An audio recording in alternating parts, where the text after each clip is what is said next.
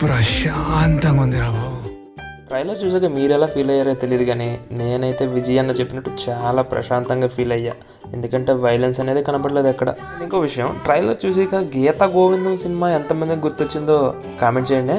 నాకైతే గీత గోవిందం వైబ్స్ అయితే ప్యూర్ 100% కనబడ్డాయి. ఎందుకంటే ఆ music director same, and director also Parashuram గారు సేమ్, అండ్ మన యాక్టర్ విజయ్ దేవరకొండ సేమ్. అందువల్ల నాకు అలా అనిపించింది. Coming to the trailer talk, trailer అయితే నాకు కంప్లీట్ ఫ్యామిలీ ఎంటర్టైనర్లా కనిపించింది.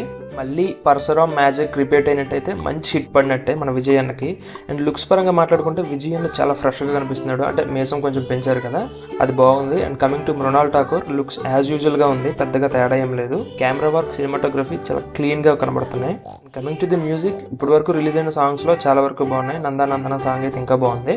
అండ్ ఈ గెటప్ చూడండి, అత్తారింటికి దారేదిలో సిద్ధప్ప క్యారెక్టర్ నాకు గుర్తొచ్చింది.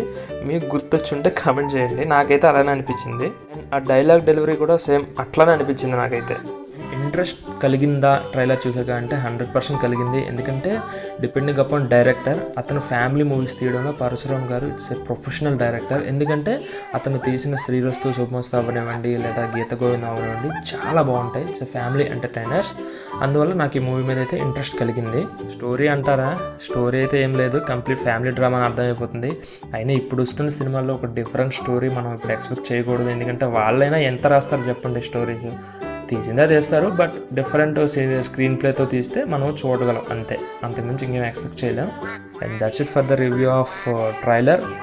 And coming to the main topic, Goat Life మూవీకి వెళ్తున్నాను నేను. 4 o'clock రివ్యూ వీడియో పెడతాను. Please do subscribe to my channel. Thank you. Bye bye.